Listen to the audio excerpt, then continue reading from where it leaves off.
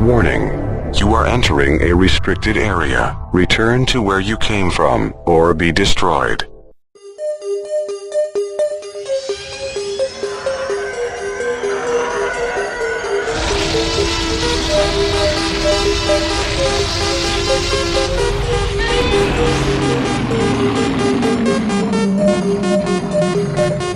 You're heading your way towards the useless nerdy knowledge. Please do not go any further.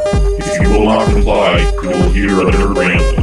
Nerd alert! Get those nerds! Nerd! Nerd! Nerd! Exterminate! Go ahead, make my day. Bazinga! I'll be back.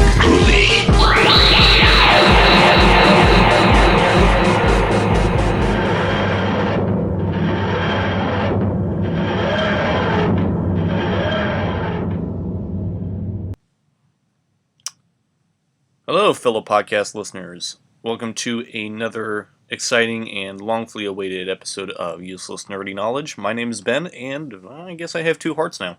Anyway, so I figured in this episode I'd talk about something that's kind of overlooked, a bit obscure, or just not really that memorable.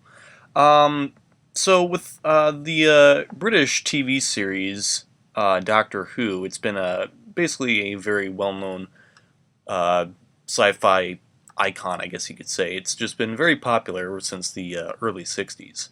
Of course, for those of you who may not know what Doctor Who is, ever seen it, or know anything about it, I'll just give like a little useless knowledge rundown. So basically, the BBC, or the British Broadcasting Corporation, I believe that's how it's abbreviated as, basically wanted to have a successful sci-fi thriller or drama series, basically for the television, or the telly as they call it. And so basically they stumbled upon the name of Doctor Who, where he would just like have adventures in a time machine or spaceship called the TARDIS, and it's abbreviated as Time and Relative Dimension in Space. And it's able to blend in with its background or surroundings. But apparently in the early 60s, it gets stuck on a police public call box, which is basically makes the one of the various reasons for why the TV show is so popular and memorable, because the TARDIS is disguised as a police box. So, of course, there's an old geezer named the Doctor, who in the very first series was played by William Hartnell. Of course, this was like early in the Doctor Who series where they were still trying to figure things out, so they just called him Doctor Who or the Doctor, or I think early in the first episode they just called him Dr. Foreman. But basically, it's one of those old serials, serial with an S, where basically it was one of those things where it's like you see an adventure for a little bit and then they give you a to be continued of what's to happen next, yada yada. Of course, with Doctor Who, they would introduce his most popular enemies, the Daleks, who were there since even the very beginning, which are basically like aliens inside of metal robot cages, I guess you could say. And they basically want nothing but hate. Funny enough, they were based on the Nazis, just like how Stormtroopers were in Star Wars. But anyway, with Doctor Who, it was quite popular in the UK. It had a lot of attention, a lot of interesting adventures, effects, special effects on the lowest budget possible on certain occasions. But, of course, there were some ups, there were some downs. Of course, one of the main reasons for Doctor Who's complications later down the line was because of William Hartnell's health conditions that kind of affected him. So in order for the show to continue, they figured that, well, we got to replace him, but you can't have Doctor Who without Doctor Who. So they made the clever assumption that in order to continue the series, they had to have, the Doctor regenerate. And basically that means not only replacing the actor, but changing his entire appearance, whether it be clothes, face, and personality altogether. It's just basically a retroactive continuity kind of way of changing the way a Time Lord works, and that's basically the Doctor's species, is a Time Lord. It's explained, or was explained back then, that the Time Lord has 13 lives, and now the Doctor has way more than that because, TV series popular, has to continue, yada yada. Anyway, So basically, they decided, with William Hartnell, they have to replace him. So they replaced him with the second Doctor, who played Patrick Troughton, and that would basically continue throughout the rest of the years, all the way through the late '80s, the very late '80s. Then Troughton would be replaced with the third Doctor, played by John Pertwee. Then eventually by the fourth Doctor, played by Tom Baker, who is the longest-running Doctor for about 7 seasons and I believe 8 years, somewhere around that. And of course, eventually placed by Peter Davison, then Colin Baker, then Sylvester McCoy. And then, of course, unfortunately, later down the line, the TV show, after running for well over 20-something years, the show was finally canceled in 1989. Sylvester McCoy was the last one to go out with a bang in the series, and that was pretty much it. The Doctors, of course, like the people who played Doctors previously, would eventually come back in certain specials, like Troughton and Hartnell would come back in the Three Doctors special, I believe the 10th anniversary special, where John Pertwee was taken over as the Doctor. And then eventually in the Children in Need special, the Five Doctors that had Peter Davison, that had almost all 5 of the Doctors. Of course, with Hartnell, he passed away during that time, so they had to give him someone, give the roles to the first Doctor to someone who looked quite similar to the role.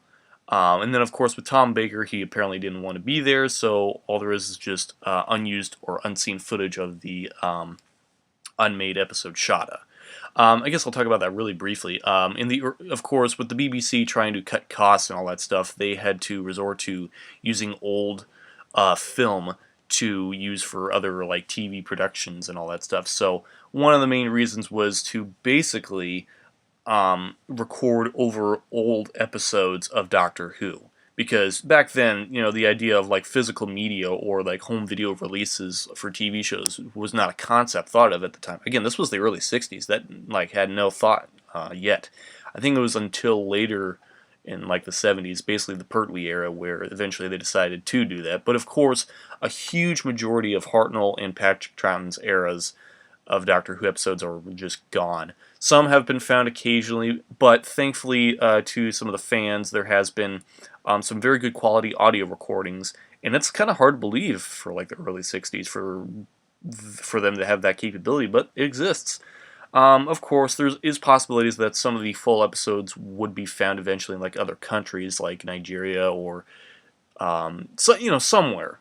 They're just like, basically spread out throughout many different countries, obviously. I mean, if it gets popular, it would have to be somewhere, but it's just one of those things where it's like, they would have to hunt down all these other different things, but of course there's that likely possibility that many of the films in those countries might have gotten destroyed or reused, or just like, we don't need this, whatever. So, unfortunately, we don't really have the ability to see a lot of those episodes for quite some time.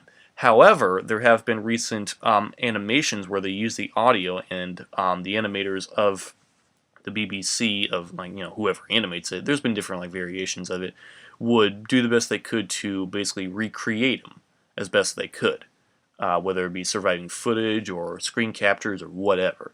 Lots of them have been like so far of the Second Doctor's era, Patrick Troughton. The first one that they achieved was The Power of the Daleks, which was his very first episode. And then they moved on to do a bunch of other things like the Makra Terror, the Faceless Ones, the Evil of the Daleks, and even a couple of William Hartnell's episodes like Galaxy 4. So that's pretty cool, and I really hope that they keep doing that as best they can. There's some good animations that are okay and some that aren't, but even like down the line, the unmade Fourth Doctor episode Shada was half animated, where only certain bits of the episode were filmed when Tom Baker was the Doctor, but of course there was like some sort of strike going on, so that episode basically had to be canceled, which is very unfortunate. But thankfully, a few years ago, they were able to fully animate it with the full cast and basically to, finish off the episode. There have been like different variations of that unmade episode where they had like a different VHS form where they had Tom Baker narrate the missing parts or just show off the remaining parts that were filmed. And then there was even a Big Finish audio drama which had Paul McGann basically kind of, how would you say, like kind of remaking the whole Shada episode. Oh, Paul McGann, yeah. I was going to get to him, I forgot. Yeah, Paul McGann, he played as the Eighth Doctor, and, well, unfortunately, he's not that really well known of a Doctor back then. Yeah, I think he's gotten more of a popularity thanks to the whole obscurity of this Eighth Doctor. So, with Doctor Who being canceled in the BBC of 1989, they, did the best they could to try and revive the series again because it was popular, people loved it, and they tried to tried so many ideas of trying to revive the series all over again. So what they did in the mid '90s of trying to revive them was trying to, I guess, have the Fox network, of course, in America, try to make it an Americanized series, and figured that it would be able to take off. And if anyone's ever watched anything on Fox, whether it be The Simpsons, Bob's Burgers, Family Guy, or pretty much anything on Fox, you know that there's lots of shows that are deemed or born to be canceled. Lots of different shows. Like, I love The Tick, but unfortunately that only lasted for about one season. Greg the Bunny, I think, only lasted for one or two, and a whole bunch of other obscure shows that nobody ever watched. And they were just like, what is this animation piece of crap? Cancel it. Because, that's just what Fox does. Fox is like one of those things where it's like you're either born to succeed or born to die. Anyway, so basically they tried to revive the Doctor Who series all over again with a TV movie. Of course, not all TV movies in the TV universe are born to succeed. But this one, unfortunately, did not in the US. It succeeded well over, I believe, 10 million something views in the UK, which was great. But of course, with it being an Americanized production, mostly, unfortunately did not really seem to take off anywhere. Basically, the Doctor Who movie was a big flop, but still existed in the continuity of Doctor Who, especially in the later series that revived in 2005 that starred Christopher Eccleston as the Ninth Doctor, and then of course eventually would be taken over as with David Tennant as the 10th Doctor, then Matt Smith as the 11th, and then Peter Capaldi as the 12th, and yeah. So basically with the Doctor Who movie, I'll give a basic plot where the introduction shows Paul McGann's narration as the Doctor who says the Master has been caught, and the Master is another one of the Doctor's greatest allies, aside from the Cybermen, the Centaurans, and even the Daleks. He's basically a rival Time Lord that's been basically tormenting him ever since the third Doctor of the Jon Pertwee era.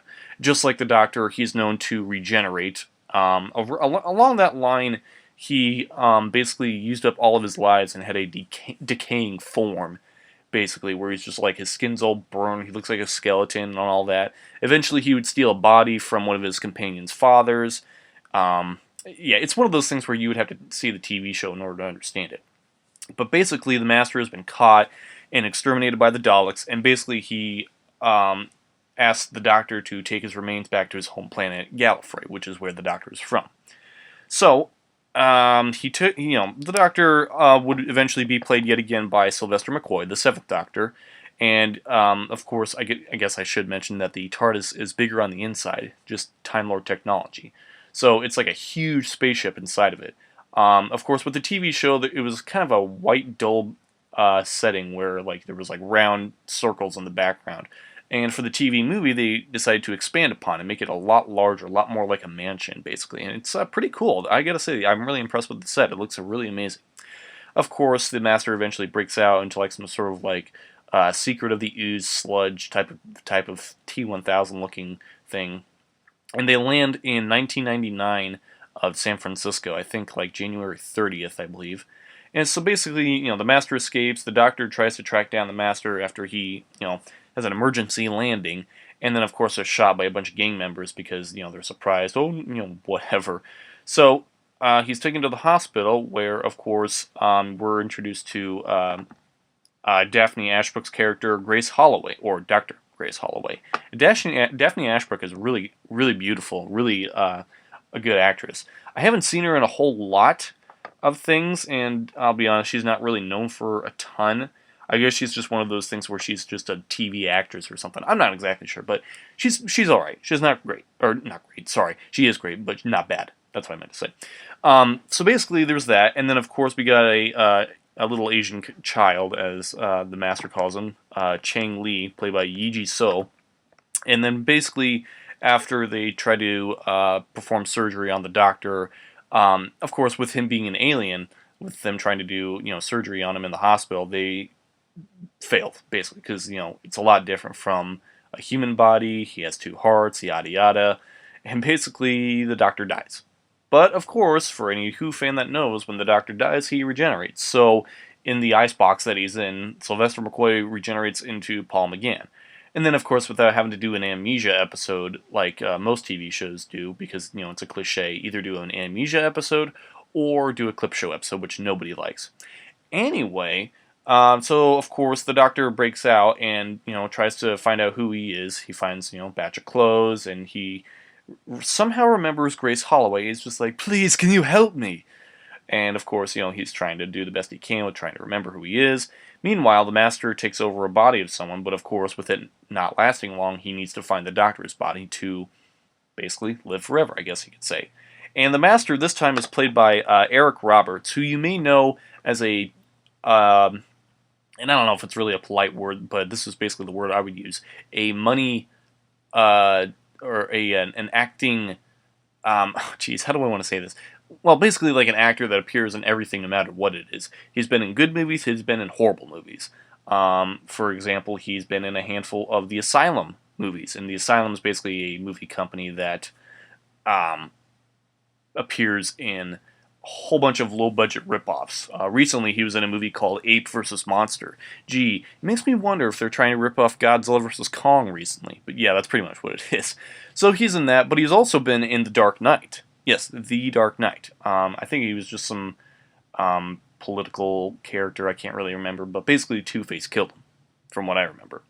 Anyway, so yes, Eric Roberts plays as the Master, and I'll be completely honest, his design is just kind of for me. Like, I get they're trying to hide his evil eyes with the sunglasses and all that, but even like the coat he's wearing literally looks like Arnold Schwarzenegger's T800 from Terminator 2. That's probably what they were going for because it was popular in the 90s, but who knows? Maybe that wasn't the intention, but I strongly think it is. So eventually, later down the line, the Doctor remembers who he is and all that, and then the Master is, basically winning Chang's trust over, basically by saying that, the Doctor's evil, he took my body, yada yada, I need it. They open the Eye of Harmony. It's a big mess. And of course, with it being New Year's Eve, there's a whole countdown to what happens and all that. It's really confusing to what's even going on. It's just really one of those things where you would have to watch the movie for yourself in order to watch it.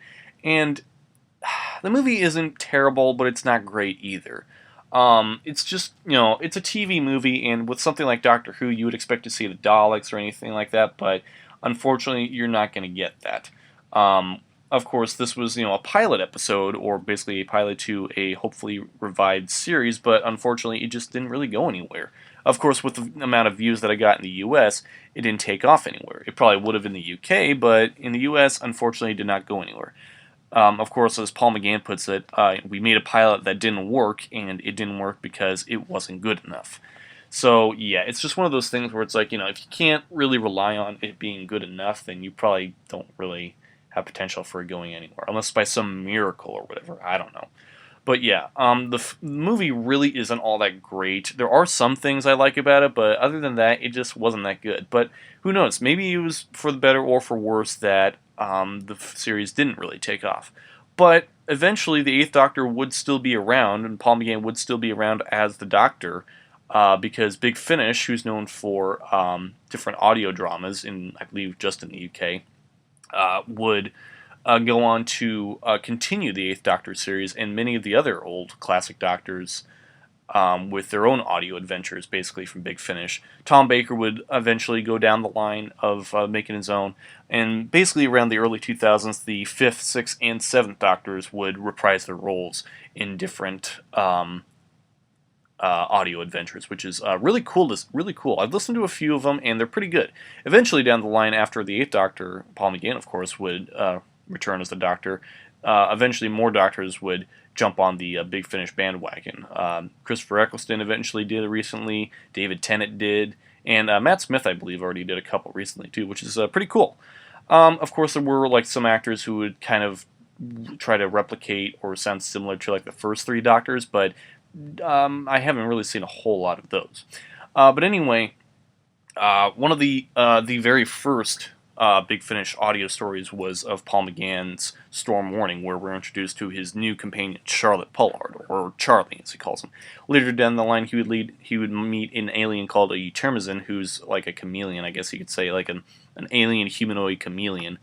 And of course, I haven't really listened to all the episodes of this particular series. I've only listened to a couple, I think, and it's just one of those things where I would eventually have to know more about it. But then later down the line, there would be a new series where a new companion would take over with Lucy Miller. Then Tamsin would be there briefly, and then there's a whole bunch of other different stories like Dark Eyes, Ravenous, Stranded, and then eventually the Time War, which is a big, huge thing in the later series of Doctor Who. Basically, he hints at a time there was a war between my kind and another kind. On the last of the Time Lords, yada yada. It's one of those things. So I don't want to spoil too much, but I can definitely say that even though the Doctor Who movie, the TV movie in '96, did not really take off very well, I do want to say that I really do like Paul McGann's Doctor. It's very, very interesting. Gives him that kind of old 1800s type of vibe, especially with the clothes he's got on. This definitely looks like what you would call a definitive look of the Doctor.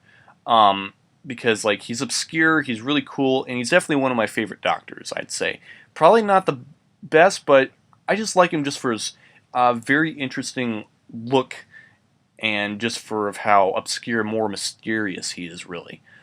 He would eventually reprise his role on screen for the 50th anniversary of Doctor Who in a mini-episode called The Night of the Doctor, where, of course, in the new series, we never got to see how the 8th Doctor regenerated into the 9th Doctor.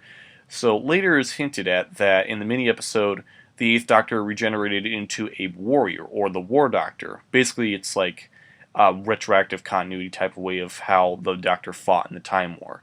And this War Doctor would be played by John Hurt. And, of course, we wouldn't eventually see much of this Doctor except in one episode, and he would, too, eventually be in his own series of Big Finish audio dramas. But, of course, with John Hurt, he's old and passed away a few years ago, so unfortunately, we won't be able to see much of that Doctor anytime soon.